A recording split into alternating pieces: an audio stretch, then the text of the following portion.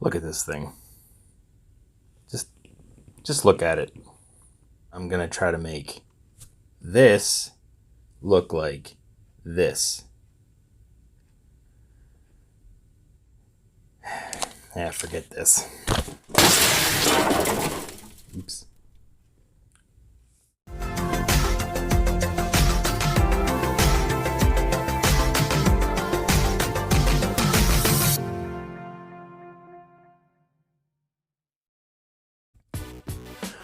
Okay, I'm going to try that again. This week, I'm going to try to make this beautiful little collectible look even better.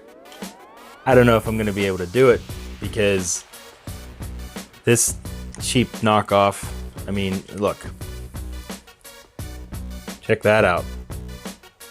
Everybody knows Iron Man by his giant red glowing light in his chest. Anyway, this is what you get when you buy a product from an untrusted website. The story behind it is several months ago, one of my very best friends texted me in a group of our friends and said, "Hey, I found this listing. It looks really cool. It's supposed to be this thing right here, which normally retails for $450, and he found it for $30 on this website." And jokingly, we kind of replied, "Oh, you should go for it." And the thing is he did. And he's not stupid. He's a very smart person. But that day, he just let his guard down. And long story short, this little chunk of crap only cost him his identity. So, I mean, you know, nice trade. So, yeah, I mean, I'm going to try to take this and make it look better. I don't know what I'm going to be able to accomplish with this, but let's see how it goes. I mean, in all honesty, there is some nice detail there that I can try to bring out. It's just the quality is so bad. It's like just cheap plastic. I mean, here, look, I didn't even show the best part. Hello, friends. I'm your friendly Iron Man. Look at me. Looks great, doesn't it? Look at that paint job. Ugh. Shudder. Anyway, let's get to it. The first thing I'm gonna do is, well, apparently stick a screwdriver in his butt. No, I'm taking the screws out so I can separate them so I can get to the LED. And to think, there was one point where I thought I was gonna have to desolder this thing, but I'm glad that they chose some crappy craftsmanship. I really lucked out here because these tea lights are actually really cheap. My wife has a ton of them. And the color of the LED is like exactly what I was looking for. You can see here that there's a size difference, so I'm gonna have to drill a hole in his chest to make it fit. Boy, Tony, it's just like that cave back in Afghanistan, eh? Eh? Anyone get that? Anyway, while I had it apart, I figured I'd go ahead and put a nice coat of primer on it. There was actually a point where I wasn't going to paint the entire thing, but after looking closely at it, I thought I have to get some consistency with the red. There's too many different shades in the plastics that they used for it. I used apple red with a gloss finish, mostly because I didn't have any hot rod red sitting around.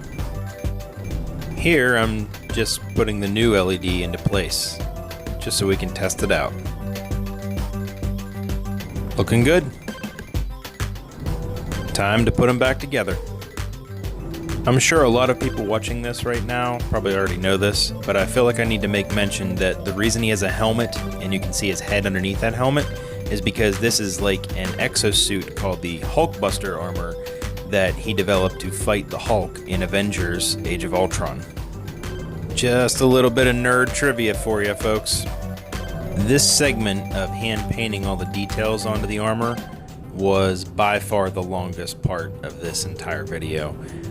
It's not shown here, but I had probably close to 4 hours of footage of me painting all this, and I just had to condense it down because it's really boring.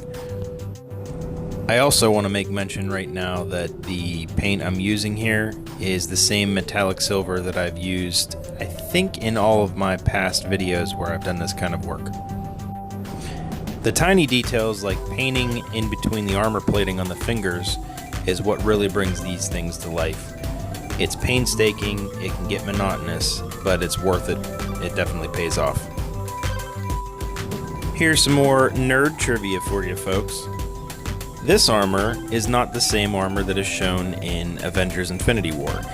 That is called Hulkbuster 2.0, and this is obviously the 1.0 version. I'm not quite sure what the big differences are. I'm assuming that the newer armor is more powerful, but yeah, there you go. I do want to mention this is the same metallic gold that I'm using right now that I have used in past videos as well. I have to admit something. While there's not a lot about this figure that impresses me too much, I am impressed by the mold quality. They really picked up a lot of the details from the armor, and it's nice because I can bring out those details just with a little bit of paint.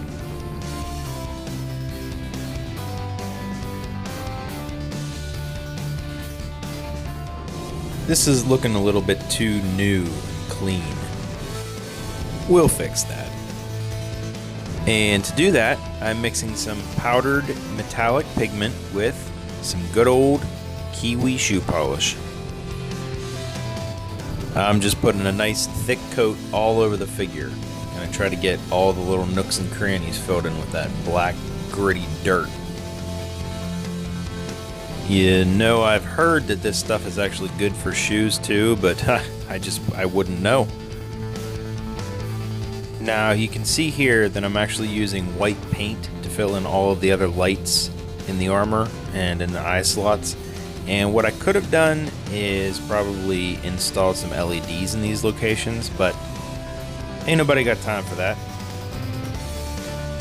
And what always goes hand in hand with the shoe polish for the weathering is the dry brushing of the silver.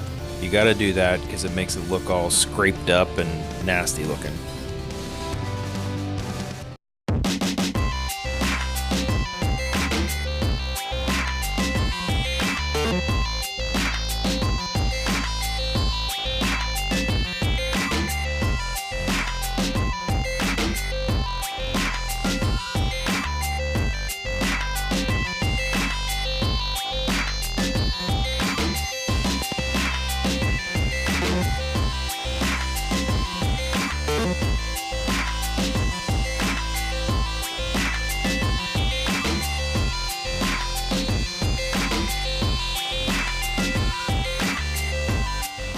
Well, if anyone ever tells you that you can't polish a turd, just show them this video.